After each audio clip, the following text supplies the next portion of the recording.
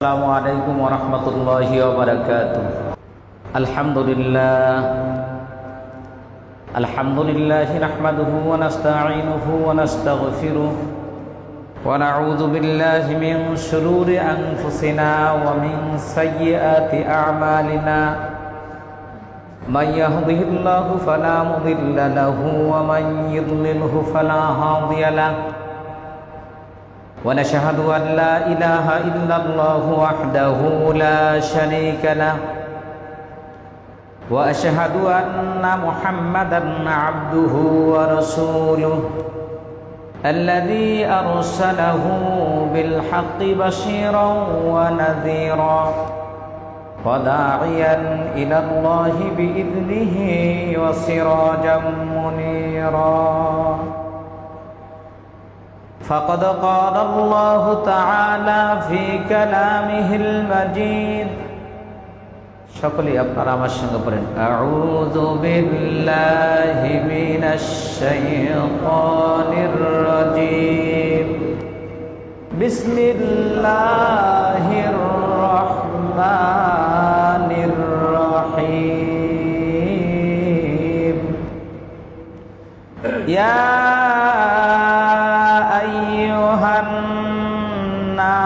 اعبدوا ربكم الذي خلقكم والذين من قبلكم لعلكم تتقون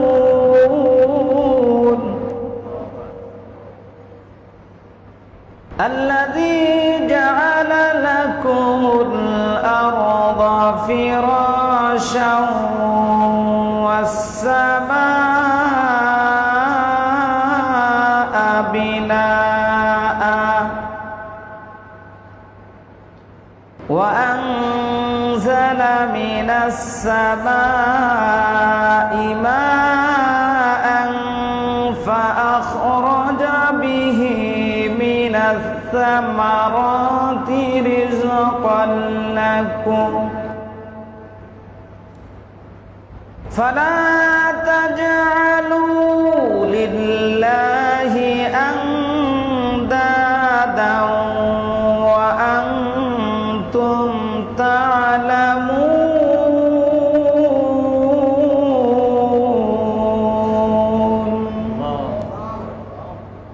صدق الله العظيم।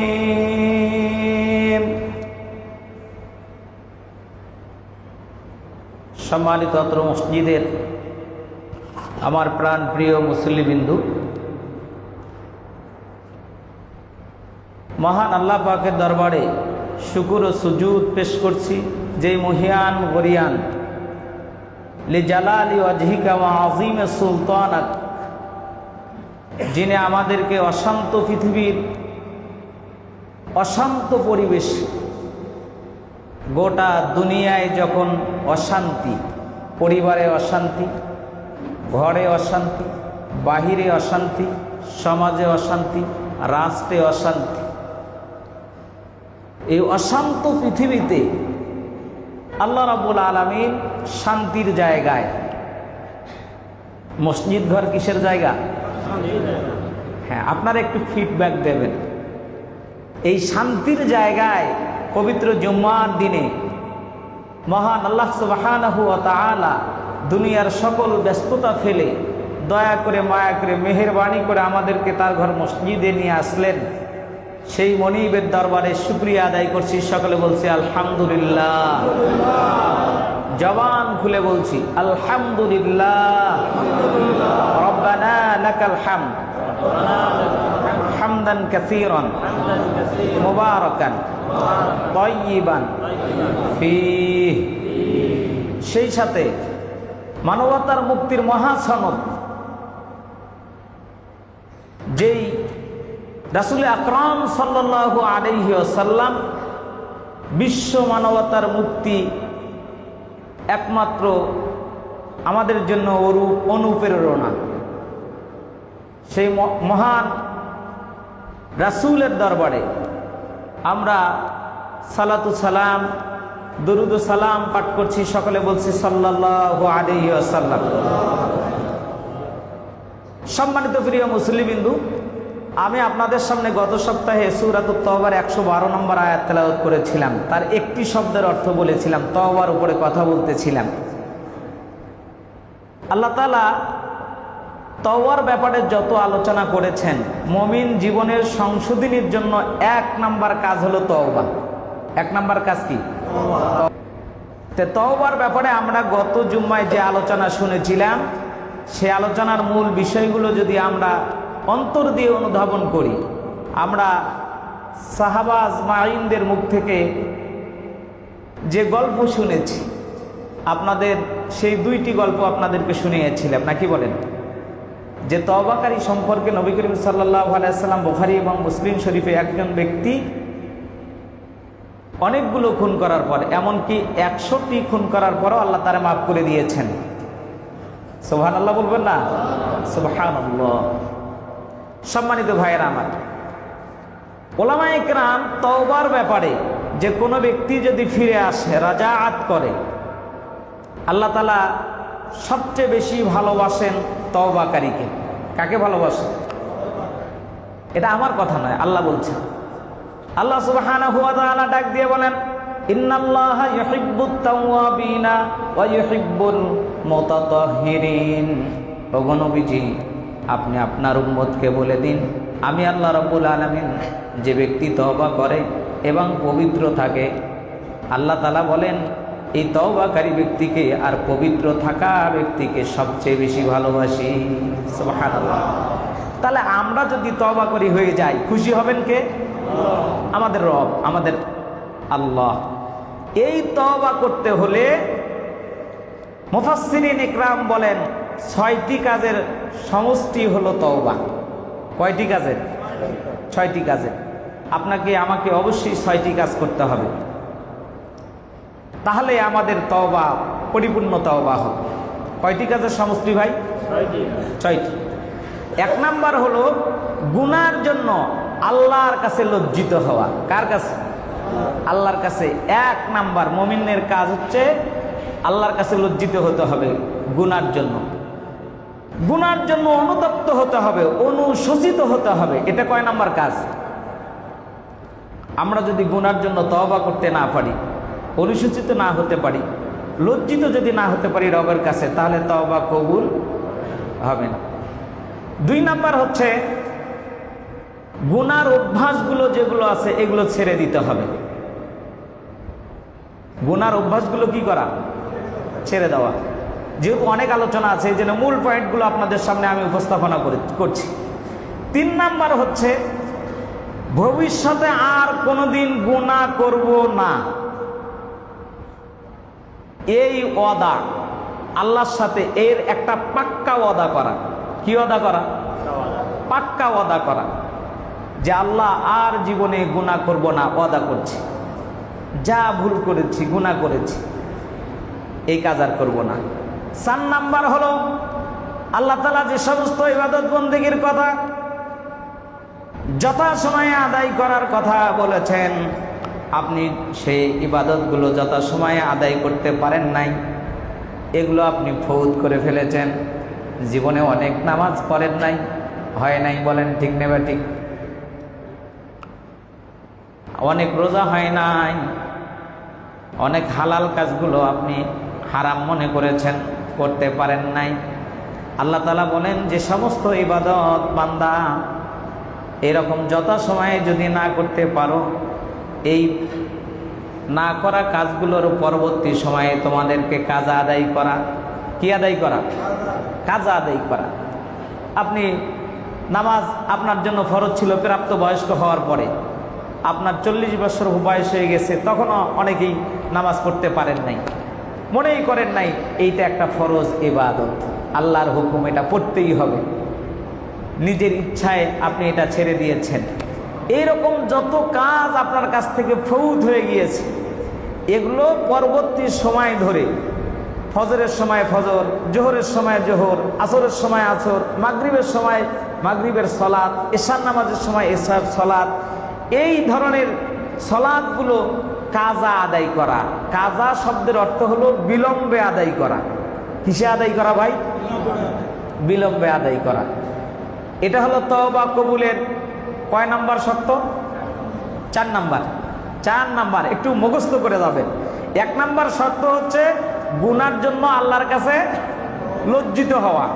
গুনার জন্য আল্লাহর কাছে কি হওয়া? লজ্জিত হওয়া, অনুতপ্ত হওয়া, অনুশোচিত হওয়া। এটা হলো 1 নাম্বার। 2 নাম্বার হলো গুনার অভ্যাস যেগুলো ছিল সেই অভ্যাসগুলো কি করা? ছেড়ে দেওয়া। 3 নাম্বার হচ্ছে ভবিষ্যতে গুনাহ আর করব না, এইটা কি করা? পাক্কা একটা ওয়াদা করা, অঙ্গীকার করা। 4 নাম্বার হচ্ছে যেগুলো কাজ আপনি এরকম বুঝে হোক না বুঝে হোক ছেড়ে দিয়েছেন, সেই কাজগুলো বিলম্বে হলেও কাজা আদায় করা। 5 নাম্বার হলো বান্দার হক নষ্ট করে থাকলে, বান্দার হক আমাদের সমাজের অনেক বাবারাই নষ্ট করে। মেয়েটা মেরে দিয়ে ছেলেরে দেয়, দেয় কি দেয় না? দেয়। 6 বিঘা সম্পদের মালিক, সন্তান আছে, সন্তানের একবারে 6 বিঘা দিয়ে দিয়েছে। মেয়ে আছে, মেয়ের 1 বিঘাও দেয় নাই। এটা কি মারা হলো? হক মারা হলো। যেখানে আল্লাহ রাব্বুল আলামিন অংশীদার করায় দিয়েছেন, ইউসিকুমুল্লাহু ফি আওলাদিকুম লিযযাকারি মিসলু হাযযিল উনসায়াইন। বলেন আল্লাহু আকবার। ছেলে যা পাবে তার অর্ধেক কে পাবে? মেয়ে পাবে। তাহলে 6 বিঘার 4 বিঘা যদি ছেলে পাইতো, 2 বিঘা কে পাইতো? মেয়ে পাইতো। 2 বিঘার 2 শতকও দেয় নাই, হক মেরে দিয়েছে। এই তওবার 5 নাম্বার শর্ত হলো, ফরজ হলো, বান্দার হক নষ্ট করে থাকলে তা আগে বান্দার কাছেই মাপ নিতে হবে। মেয়ের হক মেরে দিয়েছেন, ছেলের হক মেরে দিয়েছেন, ছেলের কাছে মাপ নিতে হবে, মেয়ের কাছে মাপ নিতে হবে। প্রতিবেশীর হক মেরে দিয়েছেন, প্রতিবেশীর কাছে মাপ নিতে হবে। আপনি যদি প্রতিবেশীর কাছে মাপ না নিতে পারেন, এই হক আপনার রবও ক্ষমা করতে পারবে না। সুবহানাল্লাহ বলবেন না? রব আমাদের জন্য, আপনার জন্য কতটা ইনসাফপূর্ণ কাজ করেছেন। সম্মানিত ভাইয়েরা আমার, প্রত্যেকটা ক্ষেত্রে এই বিষয়গুলো আমাদের চিন্তা ভাবনা করতে হবে। তাহলে বান্দার হক নষ্ট করে থাকলে এইটা আগে কার কাছে মাপ নেওয়া? বান্দার কাছ থেকে মাপ নেওয়া। এরপর আল্লাহ রাব্বুল আলামিন বলেছেন 6 নাম্বার কাজ হলো, বান্দা এই তোমার জীবনের যাবতীয় সব কাজগুলো এগুলোর উপর নির্ভর করে তোমার রবের কাছে কাকুতি মিনতি, একেবারেই তোমার সব কিছু তোমার রবের কাছে সঁপে দিয়ে এমনভাবে বিনয়ের সাথে মাপ চাইবে। যদি চাও তাহলে তোমার রব হয়তো তোমার জীবনের সব গুনাহগুলো মাফ করে দেবে। সুবহানাল্লাহ। তাহলে ভাই এই তওবার শর্ত বা তওবার ফরজ কয়টা গেল? 6টা। এই 6টার একটিও বাদ দিয়ে আপনি যদি সারাদিন তওবা তওবা তওবা করেন, আপনার তওবা কবুল ভাই হবে? কবুল হবে না। ওযুর যেমন ফরজ আছে কয়টি? ওযুর ফরজ কয়টি? 4টি। তায়াম্মুমের ফরজ 3টি। গোসলের ফরজ কয়টি? 3টি। এমনি ভাবে তওবাকারীর তওবা কবুলের ফরজ এই 6টি। এখন গত সপ্তাহে আমরা তওবার আলোচনা শুনেছি। আমরা যদি এই 6টি ফরজ, তওবার এই 6টি শর্ত যদি আদায় করতে না পারি, তাহলে আমাদের তওবা কবুল হবে না। এই জন্য আশা করি আপনারা তওবার এই 6টি শর্ত আদায় করবেন ইনশাআল্লাহ। এরপরে তওবাকারীর মানুষের তওবা করলেও তওবা নসিব হবে না, কবুল হবে না, এরকম কিছু কারণ আছে। যেহেতু আজকের খুতবার আরেকটি বিষয়ের আলোচনা আছে, সেই কারণগুলো বলতে গেলে আমি ওই বিষয়টার উপর যেতে পারবো না। একটি মাত্র কারণ আমি বলবো, আপনি তওবা করলে তওবা কবুল হবে না, এই 6টি শর্ত আপনাকে অবশ্যই মানতে হবে। কিন্তু এই 6টি শর্ত তো আপনি মানতে পারবেন না যদি আপনার ভিতরে হুব্বে দুনিয়া, দুনিয়ার মহব্বত থাকে। কিসের মহব্বত? হুব্বে দুনিয়া। দুনিয়া কি মারি হয় দুনিয়া কি মজা লেলো। এই চিন্তা যদি কোনো ব্যক্তির খাসলতের ভিতরে থাকে, চরিত্রের ভিতরে থাকে, আল্লাহর নবী বলেন ওই ব্যক্তি তওবা করলে তার তওবা কবুল হবে না।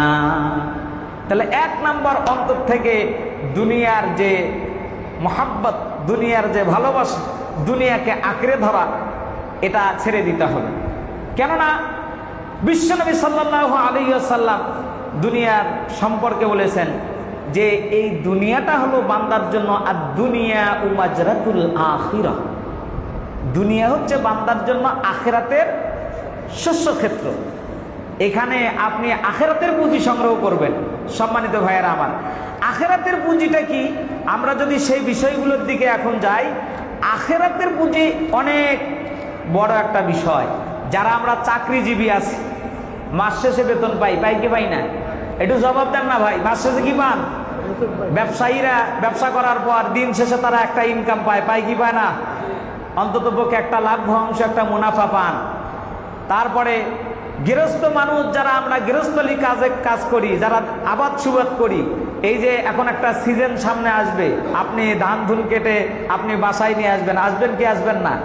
তাহলে প্রত্যেকটা মানুষ এরকম সিজন সময়ে চাকরিজীবীরা মাস শেষে বেতন পায়, গৃহস্থরা 6 মাস বা 3-4 মাস পর একটা ফসল পায়, ব্যবসায়ীরা দিন শেষে একটা সেখান থেকে লাভ্যাংশ মুনাফা পায়।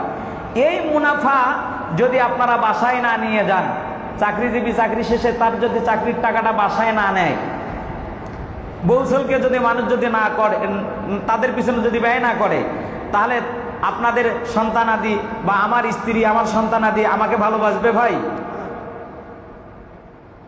উদাহরণস্বরূপ যদি আপনারা বোঝেন, আপনার কর্মক্ষেত্রটা হচ্ছে দুনিয়া, বাড়িটা হলো আখেরাত। বাড়িটা হলো কি? আখেরাত। মানে এই কর্মক্ষেত্র থেকে আপনি দুনিয়ার সম্পদ এখান থেকে লাভ করছেন, আর আখেরাত বাসায় নিয়ে ওটা ব্যয় করছেন। বলেন ঠিক নেবা ঠিক? এই চাকরির টাকা ওখানে ব্যয় করার কারণে আপনার সন্তান ভালো, আপনার পরিবার ভালো, আপনার মা বাপ ভালো, আপনার ভাই বোন বাবা যারা আছে সবাই আপনাকে আদর সোহাগ করবে। বলেন ঠিক নেবা ঠিক? রিক্ত হস্তে যদি আমরা বাড়িতে যাই, তাহলে বলেন তো বাড়িতে গিয়ে ঝাঁটার বাড়ি কপালে জুটবে কি জুটবে না? কেন জুটবে ভাই? বলবে যে তোমার যে পুঁজি ছিল সেটা তো আমাদের পিছনে ব্যয় করার কথা ছিল, সেটা ব্যয় না করে তুমি তোমার ওখানে ব্যয় করে আসছো। তোমার মতো এখানে গৃহস্থর আমাদের দরকার নাই। বলেন ঠিক নেবে ঠিক? সম্মানিত ভাইয়েরা আমার, আমার মহান রব এমনি ভাবে ডাক দিয়ে বলেছেন, বান্দা দুনিয়ার জীবনে তোমরা বেশি বেশি করে তওবা করো, আখিরাতের পুঁজি সংগ্রহ করো। এই পৃথিবীতে তোমাদের যে রাসূল, যিনি একটিও গুনাহ যার আমলনামায় নাই, আল্লাহ রাব্বুল আলামিন তার আগের পিছনের সব গুনাহ মাফ করে দিয়েছেন। তিনি বলেন, মহান আল্লাহ রাব্বুল আলামিন আমাকে দৈনন্দিন তার নিকটে আমি 100 বার তওবা করি। সুবহানাল্লাহ। কতবার তওবা করেন? তিনি নিষ্পাপ হওয়ার পর যদি 100 বার তওবা করেন, আমাদের কতবার করা দরকার? কতবার করা দরকার ভাই? আমাদের তো হাজার বার তওবা করা আল্লাহর কাছে উচিত। এই জন্য প্রত্যেক নামাজের পর রাসূলের সুন্নাহ হলো তোমরা বলবে আস্তাগফিরুল্লাহ, আস্তাগফিরুল্লাহ, আস্তাগফিরুল্লাহ। এটা 3 বার বলা সুন্নাহ। কয়বার বলা সুন্নাহ? 3 বার। পারবো কি ভাই আমরা? পারবো কি ভাই আমরা? আল্লাহ আমাদেরকে এই আমলটা করার তৌফিক দান করুক। আমরা বলি আল্লাহুম্মা আমিন। এরপরে বলবেন, নামাজের এই শেষ হওয়ার পরে আস্তাগফিরুল্লাহ বলবেন, আল্লাহু আকবার বলবেন, অথবা আল্লাহু আকবারটা আগে বলবেন, আস্তাগফিরুল্লাহ পরে বলবেন। এই কাজটা এটা রাসূল সাল্লাল্লাহু আলাইহি সাল্লামের অন্যতম একটি আমল ছিল। সম্মানিত ভাইয়েরা আমার, তাহলে এভাবে আমাদেরকে কি করতে হবে? তওবা করে ফিরে আসতে হবে। এরপর তওবা করার পরে দ্বিতীয় যে আমাদের কাজটি, সেটা হলো ওয়াল আবিদুন, ইবাদত করা। কি করা? ইবাদত একমাত্র হবে কার? আল্লাহ। আল্লাহ রাব্বুল আলামিন এ সম্পর্কে কোরআনুল কারীমের মধ্যে আজকের তেলাওয়াতকৃত খুতবার আলোচনার ভিতরে সুন্দর করে উল্লেখ করেছেন, বান্দা তুমি ইবাদত করবে আমার। আমরা নামাজের মধ্যে এই কারণে সব সময় তেলাওয়াত করি, ইয়্যাকা না'বুদু ওয়া ইয়্যাকা নাস্তাঈন। বলেন আল্লাহু আকবার। ইয়্যাকা না'বুদু, ওগো আমাদের মালিক, ওগো আমাদের রব, আমরা একমাত্র আপনারই ইবাদত করি। ওয়া ইয়্যাকা নাস্তাঈন, সাহায্য চাই কার? আল্লাহ তাআলা। আল্লাহ রাব্বুল আলামিন বলেন, বান্দা তোমরা যদি আমার ইবাদত করো আমি তোমাদেরকে একটি রাস্তা দেখায় দেবো। বলেন সুবহানাল্লাহ। আল্লাহর ইবাদত যদি আমরা করতে পারি, আল্লাহ রাব্বুল আলামিন বললেন তোমাদেরকে একটি হেদায়েতের রাস্তা দেখায় দেব।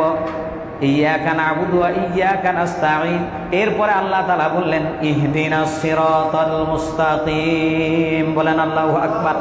বান্দা তুমি যখন আমার ইবাদত করবে, আমার কাছে সাহায্য চাইবে, তখন ইহদিনাস সিরাতাল মুস্তাকিম, তোমাকে হেদায়েত দিয়ে আমি একটা সরল সঠিক রাস্তা, সোজা পথ দেখায় দেব। চিৎকার দিয়ে বলেন সুবহানাল্লাহ, আলহামদুলিল্লাহ, আল্লাহু আকবার।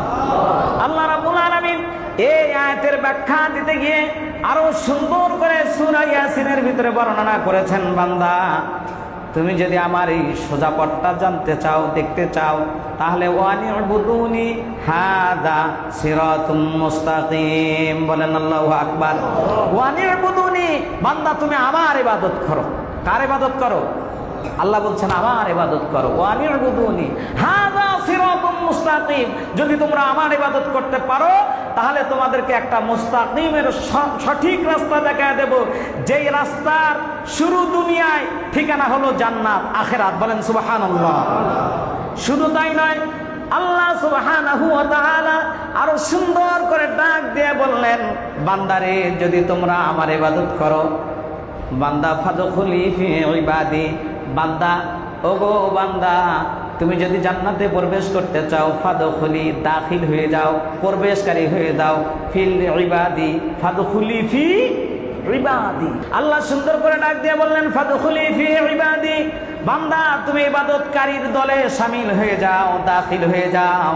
আর যদি তোমরা ইবাদতকারীর কাতারে দাখিল হতে পারো, শামিল হতে পারো, ওয়াদখুলি জান্নাতি, আমি আল্লাহ রাব্বুল আলামিন তোমাদেরকে জান্নাতীদের কাতারে দাঁড় করায়া দেব। সুবহানাল্লাহ, সুবহানাল্লাহ।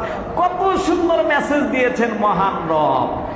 এমনি ভাবে আল্লাহ রাব্বুল আলামিন আরো সুন্দর করে সূরাতুল কুরাইশের ভিতরে উল্লেখ করলেন, বান্দা যদি তোমরা আমার ইবাদত করো, কার ইবাদত করো? আল্লাহর ইবাদত যদি আমরা করতে পারি তাহলে অবস্থাটা কি হবে? আল্লাহ রাব্বুল আলামিন সূরা কুরাইশে সুন্দর করে ডাক দিয়ে বললেন লিইলাফি কুরাইশ ইলাফিহিম রিহলাতাশ শিতাই ওয়াস সাইফ। ও দুনিয়াবাসী, সুন্দর করে তোমরা তাকায়া দেখো, কুরাইশরা আসক্ত হয়েছে শীত এবং গ্রীষ্মকালীন ব্যবসায়। শীতের মৌসুমে এবং গ্রীষ্মের মৌসুমে তারা ব্যবসা করে। রিহলাতাশ শিতাই ওয়াস সাইফ ফালিয়াবুদু রাব্বা হাযাল বাইত। আর মহান রব ডাক দিয়ে বলছেন ফালিয়াবুদু রাব্বা হাযাল বাইত, এই ঘরের মালিকের যদি তোমরা ইবাদত করো, ইবাদত হবে কার? এই যে রাব্বা হাযাল বাইত, এই বাইত, এই ঘর, এই বাইত মানে হচ্ছে আল্লাহর ঘর, বাইতুল্লাহ। মসজিদ কার ঘর ভাই? আল্লাহর ঘর। মহান আল্লাহ সুবহানাহু ওয়া তাআলা সুন্দর করে ডাক দিয়ে বললেন ফালিয়াবুদু রাব্বা হাযাল বাইত, ও বান্দা তোমরা যদি আমার ঘরের ইবাদত করো, আমার ঘরের মালিকের ইবাদত করো, আমি আল্লাহ রাব্বুল আলামিন দুনিয়ার জীবনে তোমাদেরকে দুটি পুরস্কার দিয়ে দেব। একটু জোরে বলবেন না ভাই? সুবহানাল্লাহ, সুবহানাল্লাহ। আল্লাযী আত'আমাহুম মিন জু' ওয়া আমানাহুম মিন খাউফ। আল্লাহ বলেন যারা আমার ইবাদত করে, আমার দাসত্ব করে, আমার গোলামি করে, আল্লাহ রাব্বুল আলামিন তাদের জন্য আত'আমাহুম মিন জু', তুআমুন মানে খাবার, তুআমুন মানে কি? খাবার, খাদ্য, রিজক। আল্লাহ তাআলা বলেন আল্লাযী আত'আমাহুম মিন জু', আমি তাদের জন্য খাদ্য রিজার্ভ করে রাখবো। সুবহানাল্লাহ। খাদ্য কি করে রাখবেন ভাই? রিজার্ভ। অফুরন্ত নিয়ামত দেবেন আপনাকে, রিজিক দেবেন বেগৈরি হিসাব, যেই রিজিক আপনারা হিসাব করে শেষ করতে পারবেন না। খানায় কাবা তওয়াফকারী এখানে যে সমস্ত হাজী সাহেবগণ আছেন, এখানে এসেছেন আজকের নামাজে, আপনারা শুধু তাদের কাছে শুনবেন বর্ণনা। মরুভূমির দেশ, যেখানে কোনো শস্য দানা উৎপাদন হয় না, উৎপাদিত হয় না, অথচ তারা টনে টনে রিজিক তারা ফেলে দেয়, নষ্ট করে, কি করে না? আল্লাহ তাদের জন্য কি রিজিকের ব্যবস্থা করেছেন? তার মানে হলো তারা ইবাদত করবে কার? আল্লাহ। এই মালিকের ঘরের ইবাদত যদি আমরা করতে পারি, আল্লাযী আত'আমাহুম মিন জু' ওয়া আমানাহুম মিন খাউফ, আল্লাহ বলেন দুনিয়ার কারো চক্রাঙ্গানি তাদের উপর থাকবে না, কেউ তাদেরকে ভয় দেখাতে পারবে না, যদি তাদের অন্তরের ভেতরে ভয় থাকে কার? আল্লাহ। সম্মানিত ভাইরা আমার, এমনি ভাবে আমরা যদি দেখি, আরো সুন্দর করে যদি আমরা দেখি, এখন ইবাদতের কিছু স্তর আছে। ইবাদতের কি আছে? স্তর আছে। আপনি এমনি এমনি ইবাদত করলে হবে না। আল্লাহ তাআলা বলছেন এই ইবাদত করতে গেলে তোমাদের 1 নাম্বার তাগুতকে পরিহার করতে হবে। কাকে পরিহার করতে হবে? ফামান ইয়াকফুর বিত্তাগুতি ওয়া ইউমিন বিল্লাহ ফাকাদ ইসতামসাকা বিল উরওয়াতিল বুসতা লা ইনফিসামা লাহা ওয়াল্লাহু সামিউন আলিম। বলেন আল্লাহু আকবার। ও বান্দা, তুমি এই তাগুত পরিহার করে তোমার মনের ভিতরে যে কুফরি মতবাদ আছে, এই মতবাদগুলোকে ছেড়ে দিয়ে তুমি একমাত্র আমি আল্লাহর দাসত্ব আর গোলামি করো, আমি আল্লাহর ইবাদত করো। এই ইবাদত করতে গিয়ে তোমাদেরকে 3টি স্তর পাড়ি দিতে হবে। কয়টি স্তর ভাই? 1 নাম্বার স্তর, জান্নাত লাভের আশায় ইবাদত করতে হবে। কি লাভের আশায়? জান্নাত লাভের আশায়। জান্নাত লাভের আশায় আপনারা ইবাদত করবেন। জাহান্নাম থেকে বেঁচে থাকার জন্য ইবাদত করতে হবে। আল্লাহ রাব্বুল আলামিন এ সম্পর্কে সূরাতুল হামিম সিজদার 16 নম্বর আয়াতের ভিতরে বলেছেন, ইয়াদউনা রাব্বাহুম খাউফাও ওয়া তামাআও ওয়া মিম্মা রাযাকনাহুম ইউনফিকুন। বলেন আল্লাহু আকবার। কোন ব্যক্তি যদি জান্নাত লাভের আশায় জাহান্নাম থেকে বাঁচার জন্য তার রবের কাছে ভয় এবং আশা নিয়ে রবকে ডাকে, রবের ইবাদত করে, ইয়াদউনা রাব্বাহুম, ইয়াদউনা রাব্বাহুম, কোন ব্যক্তি যদি রবকে ডাকে, রবের ইবাদত করে, খাউফাও ওয়া তামাআ, ভয় এবং আশা নিয়ে, বান্দারে আমি আল্লাহ রাব্বুল আলামিন তোমাদের জন্য রিজিকের বন্দোবস্ত, রিজিকের বরাদ্দ দিয়ে দেই। সুবহানাল্লাহ। রিজিকের বরাদ্দ কিভাবে আল্লাহ তাআলা দিয়ে দেন? মহান আল্লাহ রাব্বুল আলামিন বলেন, কোন জনপদের লোকেরা তাদের ঈমানটা পূর্ণ করে তারা যদি ইবাদত আল্লাহর জন্য করে, আল্লাহ রাব্বুল আলামিন বলেন, ওয়ালাউ আন্না আহলাল কুরা আমানু ওয়াত্তাকাউ লাফাতাহনা আলাইহিম বারাকাতিম মিনাস সামাই ওয়াল আরদ, তখন ওই বান্দাদের জন্য আমি আল্লাহ আসমানের দরজাগুলো খুলে দেই, জমিনের সব দরজা উন্মুক্ত করে দেই। সুবহানাল্লাহ, সুবহানাল্লাহ। ইবাদত যদি আমরা আল্লাহর জন্য করি, তাহলে আসমানের দরজা কি করে দেবেন ভাই? খুলে দেবেন। আসমানের বরকতের দরজা আল্লাহ করে দেবেন। জমিনের নিচে যে দরজাগুলো আছে, এই জমিনের সব দরজা খুলে দেবেন। আজকে আমরা বাংলার জমিনে যেটা দেখছি সেটা হলো, আমাদের এই জমিতে সব কিছু আছে। এই জমিতে কয়লা আছে, আছে না? এখানে এই জমিতে পাথর আছে, এই জমিতে স্বর্ণ আছে, এই জমিতে ইউরেনিয়াম আছে। এমন কোন সম্পদ নাই যেটা মুসলমানদের পায়ের নিচে নাই। চিৎকারে দিয়ে বলেন সুবহানাল্লাহ। সম্মানিত ভাইরা আমার, শুধুমাত্র আমরা আল্লাহর গোলামি করতে পারছি না বিধায় এগুলো তুলতেও পারছি না। ঠিক না? ঠিক, তুলতে পারছি না। এই জন্য আমাদের গোলামি করতে হবে কার? ইবাদত করতে হবে কার? একটু সবাইকে বলতে হবে কার? আল্লাহ। সম্মানিত ভাইরা আমার, তাহলে এটা গেল 1 নাম্বার স্তর। 2 নাম্বার স্তর হলো, আল্লাহ রাব্বুল আলামিন আজকের তেলাওয়াতকৃত আয়াতের ভিতরে সুন্দর করে উল্লেখ করেছেন, বান্দা তুমি যদি 2য় স্তরে যদি তুমি চাও, তাহলে 2য় স্তরের কাজ হলো, বান্দা হিসেবে তোমার দায়িত্ব পালন করতে হবে, শুকরিয়া আদায় করতে হবে আল্লাহর। বান্দা হিসেবে দায়িত্ব পালন এবং শুকরিয়া আদায় করতে হবে কার? আল্লাহর। কি জন্য আপনি আমি শুকরিয়া আদায় করব? আল্লাহ রাব্বুল আলামিন বলেন, ইয়া আইয়ুহান নাস উবুদু রাব্বাকুমুল্লাযী খালাকাকুম ওয়াল্লাযীনা মিন ক্বাবলিকুম লাআল্লাকুম তাত্তাকুন। বলেন আল্লাহু আকবার। ইয়া আইয়ুহান নাস, হে পৃথিবীর মানব গোষ্ঠী, উবুদু রাব্বাকুমুল্লাযী খালাকাকুম, তোমরা তোমাদের সেই রবের ইবাদত করো, দাসত্ব করো, গোলামি করো। কেন তোমরা তোমাদের রবের দাসত্ব গোলামি করবে? খালাকাকুম, কেননা তিনি তোমাদেরকে সৃষ্টি করেছে। তিনি আমাদেরকে কি করেছেন ভাই? সৃষ্টি করেছেন। আমাদেরকে, আমরা যখন ছিলাম রুহের জগতে, কিসের জগতে? রুহের জগতে থাকাকালীন অবস্থায় আমরা আল্লাহর সাথে একটি ওয়াদা করেছিলাম। আল্লাহ তাআলা রূহের জগতের ভিতরে ডাক দিয়ে বলেছিলেন, আলাস্তু বিরব্বিকুম, আমি কি তোমাদের রব নই, প্রভু নই, ইলাহ নই? আমি কি তোমাদের কাছ থেকে ইবাদত পাওয়ার যোগ্য মালিক নই? তখন আমরা সকলেই এক বাক্যে আমরা সকলেই বলেছিলাম ক্বালু বালা। চিৎকারে দিয়ে বলেন সুবহানাল্লাহ। হে রব, আপনি আমাদের কাছ থেকে আপনার দাসত্ব, আপনার গোলামি, আপনার ইবাদত বন্দেগী পাওয়ার যোগ্য। সুবহানাল্লাহ। কেমন করে এই কথার স্বীকৃতি দিয়েছিলাম? বিয়ে করেছেন যারা যারা একটু হাত তোলেন তারা। মাশাআল্লাহ, হাত নামান। আচ্ছা, বিবাহিত বাবাজি যারা আছেন, ভাইয়েরা আমার যারা আছেন, বিয়ের সময় বিয়ে যখন করেছেন তখন ওই বিয়ের মজলিসে বসে আপনাকে যখন বলা হলো অমুকের মেয়ে আপনার সঙ্গে শাদী দেওয়া হচ্ছে, স্ত্রী হিসেবে তারে আপনি কবুল করেন, করছেন কি করেন নাই? আপনি তো ছিলেন এক জায়গায়, আপনার স্ত্রী ছিল আর এক জায়গায়, ঠিক না ভাই? ঠিক কি কেউ কি এরকম বিয়ে করার পর মনে করেছেন যে স্ত্রীরে তুমি তো এক জায়গায় ছিলে, আমি আর এক জায়গায়, তুমি আমার কবুল শুনো নাই, আমি তোমার কবুলটা শুনে নি, তা এখন আজকের হুজুরের আলোচনা শুনে মনে হলো আগের কবুলটা একটু ঝালাই করে নি, তুমি কিছুক্ষণ আমার সামনে বসে কবুল কবুল করো, আমি কিছুক্ষণ কবুল কবুল করি। এরকম করছেন? হ্যাঁ না, এরকম বাসায় নিয়ে এসে এরকম মনে করছেন যে না, আমি তো শুধু তোমাকে কবুল করে নিয়ে আসছি, কবুল করে নিয়ে আসার পর তোমার ভাত কাপড় চোপড় এগুলো একটাও আমার দেওয়ার দায়িত্ব নাই। আর বিবাহিত বাবাজি যারা আছেন একটু জবাব দেন, ভাইরা না না বুঝুক, আপনারা তো বুঝবেন। কবুল করে নিয়ে আসার পর আপনার স্ত্রীর ভরণ পোষণ দেওয়া আপনার উপর ফরজ হয়েছে কি হয় নাই? হয়েছে। পালন করছেন ইনশাআল্লাহ, নাকি বলেন? ভাইয়েরাও যারা বিয়ে করে নিয়ে আসতেন তারাও আমরা পালন করছি, বলেন ঠিক না ভাই? ঠিক। তাহলে বিয়ের কবুলের কোন জায়গায় কিন্তু এই শর্তগুলো ছিল না।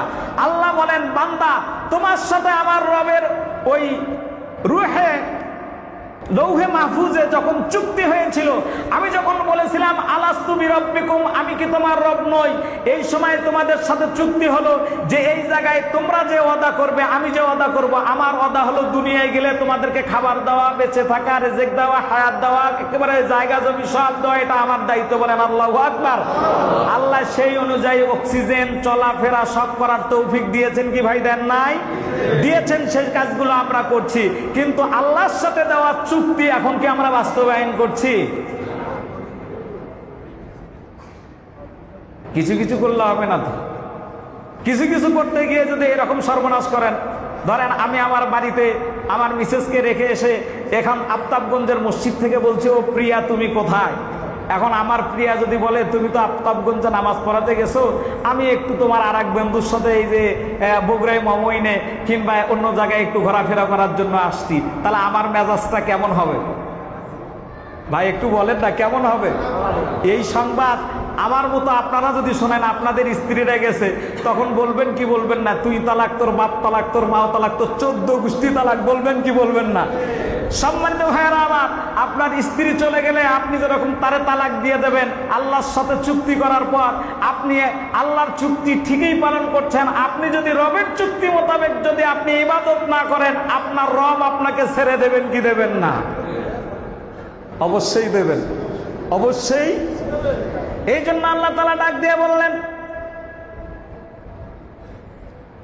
আল্লাহ সুন্দর করে ডাক দিয়ে বললেন, ইয়া আইয়ুহান নাসু উবুদু রাব্বাকুমুল্লাযী খালাকাকুম মিন নাফসিন ওয়াহিদাতিন ওয়া খালাকা মিনহা।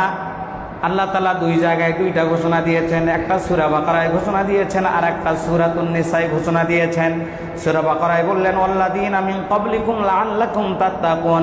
বান্দা, যেহেতু আমি রব তোমাদেরকে সৃষ্টি করেছি, অতএব তোমাদের প্রতি যে দায়িত্ব ছিল সে দায়িত্বগুলো আমি পালন করছি। এখন তোমাদের দায়িত্ব হলো ওয়াল্লাযীনা মিন ক্বাবলিকুম লাআল্লাকুম তাত্তাকুন, তোমরা তোমাদের অন্তরের ভিতরে আমার ভয় নিয়ে আমার ইবাদত বন্দেগী দাসত্ব গোলামি করবে। চিৎকার দিয়ে বলেন সুবহানাল্লাহ। এটা হলো 2 নাম্বার স্তর। কয় নাম্বার স্তর? 2 নাম্বার স্তর। 3 নাম্বার স্তর হলো আল্লাহ তাআলা বলেন যে বান্দা, এই 2 নাম্বারের স্তরের কাজ করতে গিয়ে 3 নাম্বার, তোমার অন্তরের ভিতরে একমাত্র মহব্বত থাকবে আল্লাহ ও তার রাসূলের। আল্লাহ মহব্বত থাকবে কার? মহব্বত আছে কার? যদি মহব্বত আল্লাহ ও তার রাসূলের না থেকে যদি অন্য কারো মহব্বত থাকে, আল্লাহর সাথে সম্পর্ক হবে না। কার সাথে সম্পর্ক হবে না? এই ঘোষণাটা দিতে গিয়ে আল্লাহ রাব্বুল আলামিন সূরাতুল বায়িনার 5 নম্বর আয়াতের ভিতরে বলেছেন, ওমা উমিরু ইল্লা লিয়াবুদুল্লাহা মুখলিসিনা লাহুদ্দিন। বলেন আল্লাহু আকবার।